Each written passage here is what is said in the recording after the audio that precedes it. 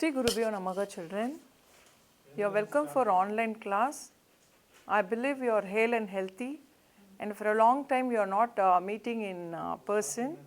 Now I hope you all not forgot me. So I too was not forgot you. Now we'll have nice connection that online programs are connecting us. So I am thanking for Sridharan sir for this, and children you also must be thankful to him, and will continue the class.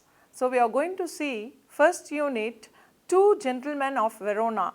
So here this is a lesson. I will just tell a gist for you, and then some introduction we will see, and then we will go for the lesson, children. I hope you all enjoying the class. See, we will be some are nodding there, some are smiling, and some are not sitting properly also, I can see. So you can listen carefully so that it will be helpful for your exam and you will not forget for a long time. Okay children, Two Gentlemen of Verona. It has been written by A.J. Cronin. First we will see about the author and the gist, and then we will go each and every line, children. Okay. So about the author. So we will go for the author.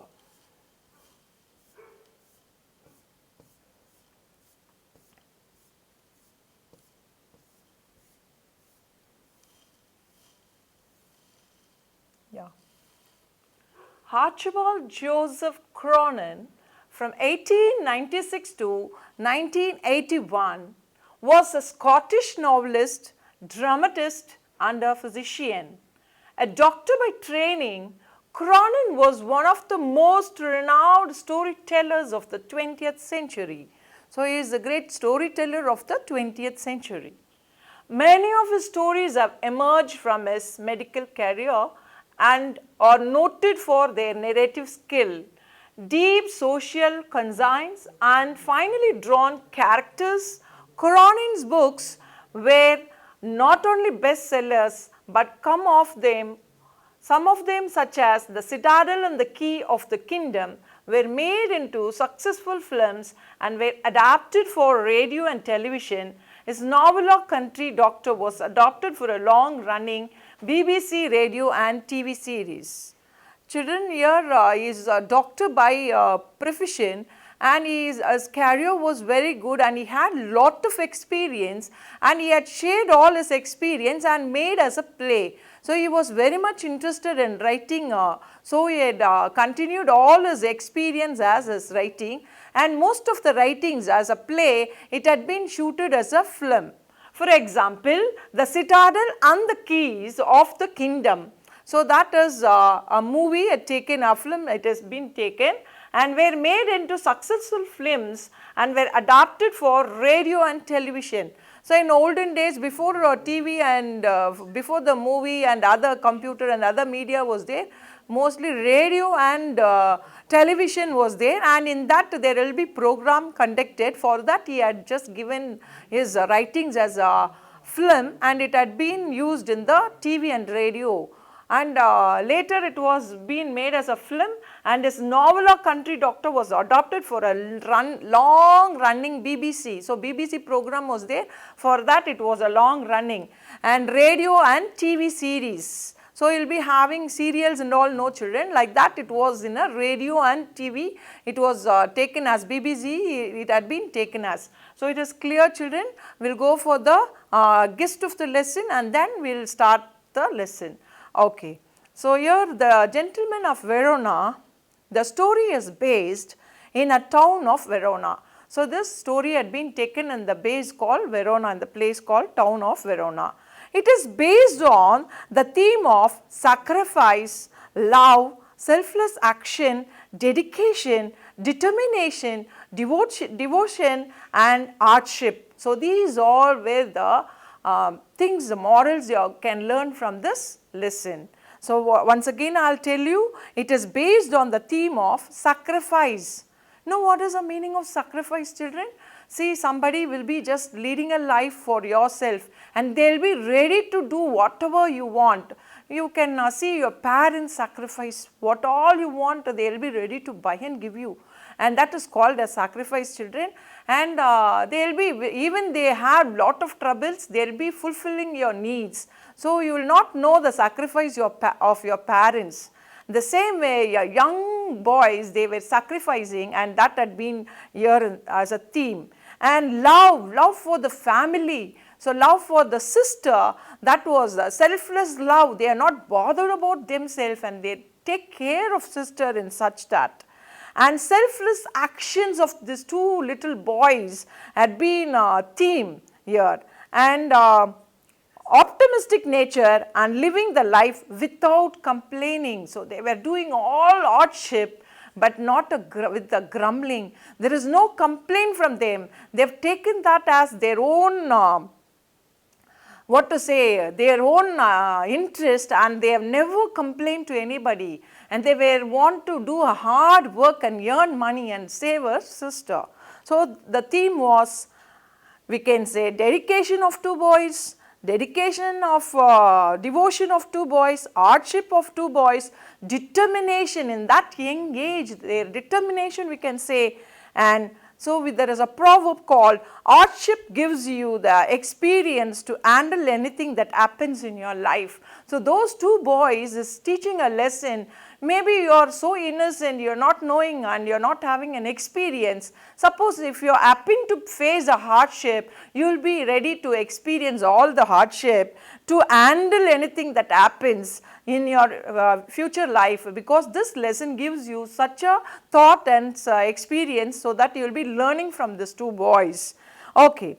The story gives message that people should not worry about past or future, rather they should focus on their present. So they must not feel about their past, what had happened to them, or future, what is going to happen, and in the present they must think that they have to do something. As a 12th standard children, it is a needy one for you children. As you are studying into a 12th standard, in this corona period, it is, you are suffering a lot, I can understand. And the same hardship, you have to make it, how these two boys were suffering, you have to input and experience the same in your studies, children. So that was the moral you are getting. The positive character of the person also influences and inspires the life of others. So you have to be always positive, that is optimistic, not a pessimist. You must be always accepting all the positive things in the life, and instead of that you will be taking negative and always grumbling and complaining that this is not good, that is not good. So you must not be like that. Those two boys in the story was not opening their mouth at all. They are not complaining at all. So they are suffering a lot, but they never complain. So you must learn that also from this lesson, children. These are the things we are learning in this. And here two boys named Niccolo, a 13 years old boy, and his brother Jacopo, 12 years old. Those two boys were left all alone. They were living with their father and with a sister named Lucia, and their father was a very good singer. By singing, and he is earning and just maintaining the family, and all of a sudden the World War II, they are facing in the European countries, and they were just lost their father, and the sister happens to take her life as a father, a role model as a father, and she started singing, but all of a sudden she was affected by some disease called, she was having a disease, and because of that disease, what happens, she was not able to sing anymore, and she was admitted in the hospital. Just think over, children, 13 years and 12 years is very young age, and they don't know how to earn also, but they started doing all sort of hardship in their life, and they started working for their sister and for their own food. They were admitted a sister in a hospital, and every week they'll go and pay the hospital fee, and they'll take care of the sister on the Sundays, and they'll be returning to the same town. So this was happening, and we'll see how the lesson is in the full lines, children. So I think you understand the hardship about underwent by these two boys in this lesson. So you will be having all the morals, what all I said, children. At last we will convey again, we will go for the lesson.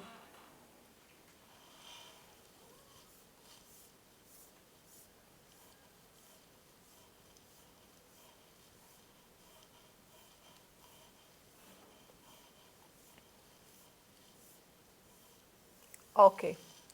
Here is a story about love, devotion, sacrifice, sincerity and maturity displayed by two little boys in their action to save the life of their sister who suffers from the tuberculosis of the spine. Read the story to find out how their action give you a new hope for humanity. So here you have a new hope in the humanity and you will be learning from this lesson, children. We will see what it is. As we drove through the foothills of the Alps, two small boys stopped us on the outskirts of Verona. They were selling wild strawberries. Don't buy, warned Logie, our cautious driver. You will get much better fruits in Verona besides these boys. So here the narrator and the driver were just going in a car to the outskirts of Verona. There at the outskirts of the Verona, they saw two boys. You know, those two boys are the person called Jacopo and his brother, elder brother, Niccolo. Niccolo is 13 years old and Jacob was 12 years old. So their dress was very shabby. You know that they are not from a rich family. They are from a very poor family and their family situation was very poor and they were not even caring about them to take a good dress and food. They want to save their sister's life. So they started yearning. They were doing all sorts of work. We will see. At the beginning, the narrator meets them in the car when he was just going to the place. Two persons were asking to buy a strawberry. You know, the doctor, he knows that those two young boys were not begging, they were ready to work for them. So even after the driver advising him not to buy, he is ready to just get the fruit and made them to go. So here he is very good. He shrugged his shoulders to convey his disapproval of their shabby appearance. So the driver just stand there and he was shrugging, you know that sometimes he'll be doing with the shoulder and showing in the face and all. So like that the driver was doing because they are dirty and they don't want to get from them. But one boy had on a worn jersey, so his jersey was worn, so that means it is torn and he was wearing that, and cut off khaki fans. He was wearing a cut off khaki fan, there was a cut off and khaki fan. The other a shortened army tunic gathered in loose folds about a skinny frame. So it was very loose for him tunics and he gathered that all and he was wearing. And they are not given importance for dress also. They earned money but they are not just wearing, and this had not been told to anybody. It had been kept, and they, by looking at their appearance they are nobody will like them. But even then the narrator is not such person. He had got the fruits from him. Okay, about skinny frame, yet gazing at the two little figures with their brown skins, tangled hair and dark earnest eyes, we felt ourselves strangely attracted. So here, yet gazing at the two little figures, by looking at the two little figures with their brown skins, tangled hair, so they were brown in skin and tangled hair, it is not kept combed properly, it is untangled, the tangled hair, and dark earnest eye, their eyes are very dark and earnest one. Earnest means very honorable, honest, and they were looking very bright. And we felt ourselves strangely attracted. So by seeing that they attracted, my companion spoke to the boys, discovered that they were brothers. So his companion spoke to the boys. The companion who is coming along with spoke with the boys, and the boys were saying they were brothers, discovered that they were brothers. Niccolo the elder was 13, Jacopo, who barely came up to the door handle of the car, was nearly 12. We bought their biggest basket and then sent off towards town. So they got, the author got the narrator got the fruits. So Jacopo was just going near the handle and just asking, sir, please buy this fruit, sir. He was begging, and by seeing the two boys was just asking them, they were attracted by the narrator, so he bought the fruit from them. So it is very clear, children, till this. Shall we move to the next paragraph?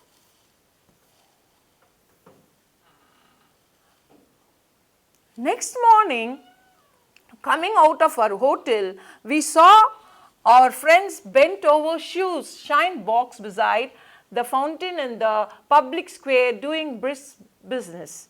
So the same author narrator, when he gone to the town marketplace, they found the same two boys were very fast shining the shoes. They were just doing a job there. They were just shining the shoes, polishing the shoes, and that made the narrator to look them. So they were selling fruits, and now the same two boys were just polishing the shoes, and they were doing busy in their business. They were just doing, and everybody was just polishing and going from them, and they are earning money from that. Okay. We watched for a few moments, then as trad slackened, we went over. They greeted us with friendly face. So when the business got over, these two, the driver and the narrator, went to the place. We watched for a few moments till they were busy, they were watching, they didn't go. Then as a trade slackened, slackened means here the meaning for slackened is it had over. We went over. So the slackened means it had stopped, it was not so busy. So sometimes business will be at the peak, and all the people will be traders, they will be ready to come and do. The same way is polishing, and so many crowd was there, and they were just polishing their shoes, and now the business got slackened means it got over. Then we went over. So these two people, the author and the driver, went there. They greeted us with friendly face. They smiled and they welcomed them with a friendly face. I thought you picked fruit for a living, I said. We do many things, sir, Niccolo answered seriously. He glanced at us hopefully. Often we show visitors through the town to Juliet's tomb and other places of interest. So, okay. So, now what he is saying? When he was asking, I thought you were picking your business as selling fruits. So he was saying, not only that, sir, we'll sell fruits and for a living. I said, we do many things, there is uncountable things, we can do whatever the work we can. Sir Niccolo answered seriously. He glanced at us hopefully. Often we show visitors through the town. So as a you know that as a guide to the town we will be doing also. So he is saying that often we show visitors through the town. So he says that we will act as a guide for the strangers, he is telling. And to Juliet's tomb is a place where it is a place, Juliet's tomb is a place, and till that they will be going. And other places of interest, they will show the very interested place in that old town, they will be taking it.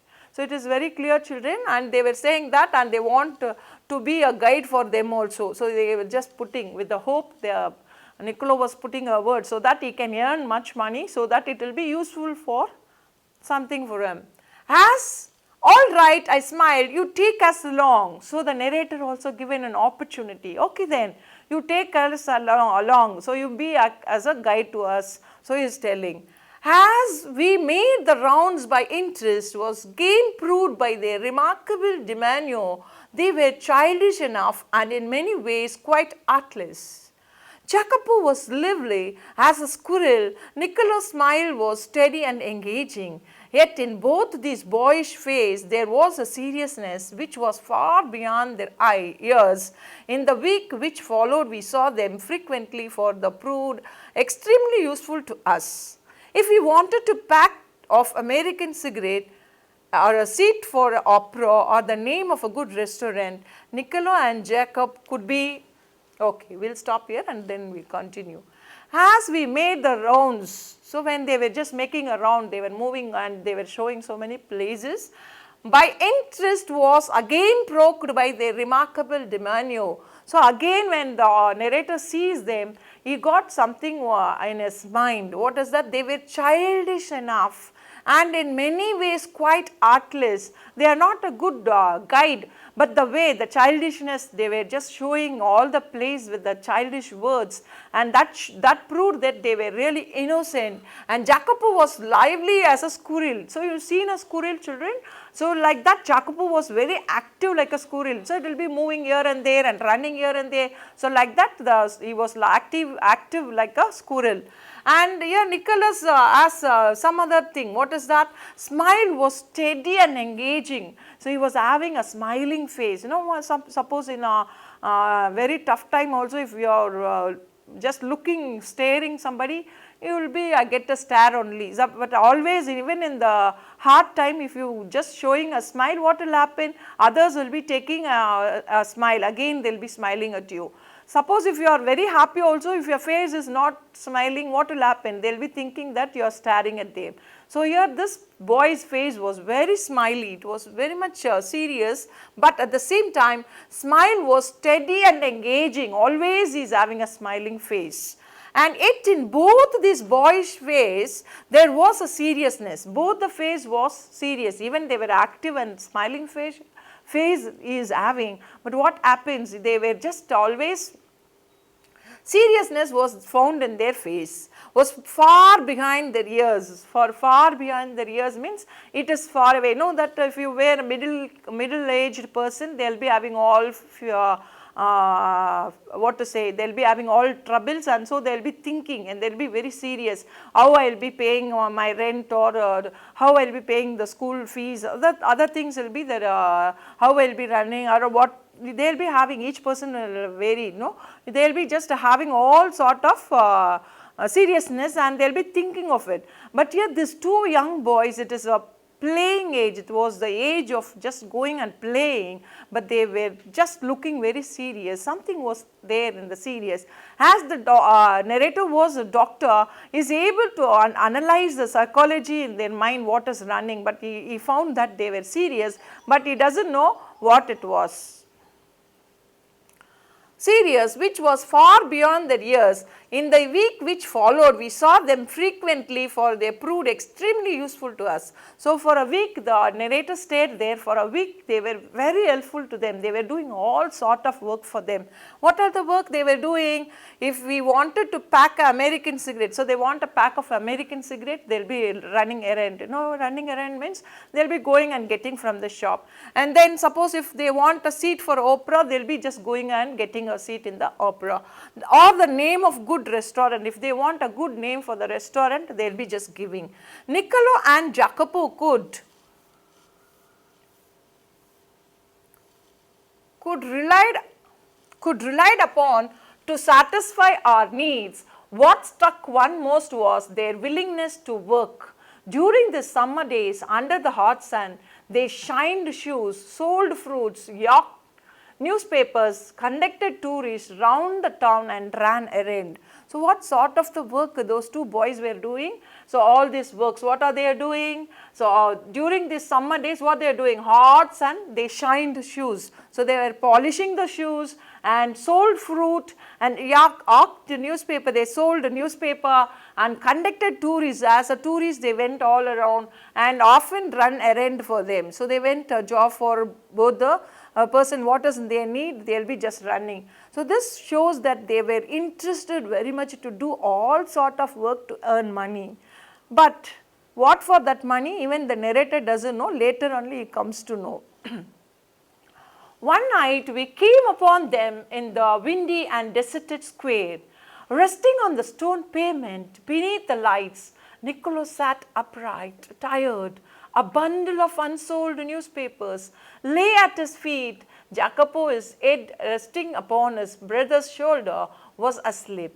It was nearly midnight. So, one night we came upon them in the windy and deserted square, resting on the stone pavement beneath the lights. So, one night what happened? The narrator was just passing. We came upon them in a windy and deserted. Deserted means very lonely, nobody was there, it was windy, and windy square, that deserted square, lonely square, and it was windy. So, you know that it will be very chill, nobody is seen in that place. Resting on the stone pavement, they were just sitting and resting there on the pavement beneath the lights.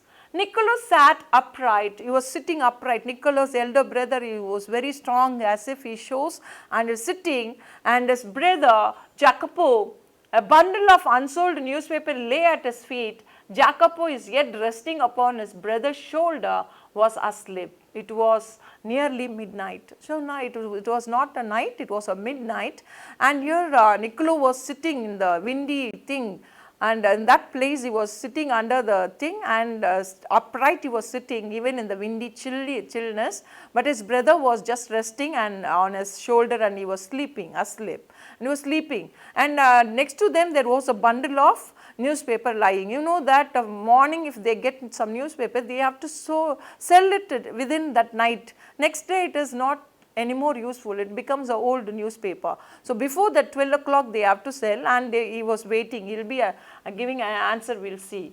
Why are you out so late, Niccolo? Waiting for the last bus from Padua. We shall sell all our papers when it comes in. So he is Niccolo. So when the narrator asks, why you are sitting here, my dear, in this lonely place, he was asking, and when he was asking like that, the answer from Niccolo is, we are waiting for the last bus to come so that we will sell all this newspaper. So see that if he is not selling it, it is no use. The money which he had put for it will be waste. So he is waiting late night, that to midnight he is waiting there for selling the newspaper. Must you work hard so hard? You both look rather tired. So he is asking, the narrator felt pity on those two boys. He is asking, you have to work hard so much. Even in the late night you are not sleeping. You have to work too much. So he is asking, you must work hard. You both look rather tired. You are looking very tired. Why you have to work hard like this? We are not complaining, sir. So see the word he is saying. We are not complaining for the hard work what we are doing, sir, he says. But next morning when I went over to the fountain to have my shoes shine, I said, Nicholas, the way you and Jacopo work, you must earn quite a bit. You spend nothing on clothes. You eat little enough. When I see you have a meal, it's usually black bread and figs. Tell me, what do you do with your money? So here the narrator had a doubt. They were doing hard work and they are not dressing up properly, and they are not eating food also, because a week they were going as a tourist. He found that they were eating only a black bread and a fig fruit alone. Just think over, that will be not enough for them, and it is not sufficient for them. Even then with that they are living. So the narrator had a doubt on him, and he was asking, why are you having very less like this? Only black bread and fig fruit. Why can't you eat more? He was asking. He colored deeply under his sunburn and then grey pale. He looked to the ground. So he doesn't want to tell the secret. So what happened to his face? He colored deeply under his sunburn. So you know that in a sunburn you will be having your face will be not looking that much. So he is looking the same, and then grew pale, it became pale. So sometimes when you don't want to tell any secret or something, if anybody is asking a question, your face will become pale. The same way the reaction of those two boys were. Nicholas' face grew pale. He looked to the ground. He was not able to look straight to the narrator. Instead of that, he was just looking down ground. He was looking down ground. Okay, you must be saving up to emigrate to America. I suggested. You looked at me sideways, spoke with an effort. We should greatly like to go to the States, but here at present we have other plans. So the narrator is asking, I believe that, or I hope that you are saving all this money to emigrate yourself to America. So what is talking aside, what he says, yes, we have idea of going there, but we have other plans to do here, sir. So he was saying secretly, without even, you know that sometimes you will be whispering or murmuring. So like that he is doing aside, and it is not heard audible to the narrator. Okay, we will go to the next. What plans? The narrator had not left her alone. He was asking what was the plan. He smiled uncomfortably. Just plans, sir. He answered in a low voice. Well, I said we were leaving on Monday. Is there anything I can do for you before we go? Nicholas shook his head, but suddenly Jacopo said, Sir, he burst out, every Sunday we make a visit to the country, to Polte, 30 kilometers from here. Usually we hire bicycle, but tomorrow, since you are so kind, you might send us in your car. So here the author was asking, 1 week time had been finished for me, and see, as the time is got over, shall you want any help from me? You can ask me, I am ready to do. And now Jacob was wanted to ask. Jacob said, Nicholas shook his head. So Nicholas was shaking his head, just shakes his head and says that yes. And Jacob, what he said, sir, he burst out. He's burst out means, you know that they were not having, they can save money for not spending for the cycle. So they asked them to lend a car. So actually the car was driver have to take. So as you are taking rest, you can send the driver so that you can send a car, sir. It will be helpful to that place if you are sending on Sunday. So here, but tomorrow, since you are so kind, you might send us in your car. So you can send tomorrow your car, sir. They were requesting. Whether this author, narrator is accepting, what is the word from him? Let us see. So what he is saying? I had already told Luigi he might have Sunday off. However, I answered, I will drive you out myself. See here, the narrator is saying already I have given off to the driver and Luigi will not turn up Sunday. So now you said me, so no problem, I will myself take you to that place. So the author itself just accepting to go along with him. There was a pause. Niccolo was glaring at his young brother in vexation. We could not think of troubling you, sir. It won't be any trouble. He bit his lip. Then in a rather put out tone, he said, very well, sir. So he was asking, we don't want to trouble you, sir, he was saying. And Niccolo was saying, I don't want to trouble you, sir. So the narrator says, okay, no problem, it is not a problem for me, so I will be coming along with you and I will drop you there and pick you there, he is accepting. And when he accepted, the following afternoon, we drove to the tiny village, set him upon the hillside. I imagined that our destination would be so humble dwellings, but directed by Jacopo, we drew up at a large red roofed villa surrounded by a high stone wall. I could scarcely believe my eyes, and before I could recover breath, my two passengers had leaped from the car. So the following thing what had happened, they were just taking them to the place. When the car had just went and placed there, okay, we will be just stopping here and we will continue in the next class, children. Until then, bye.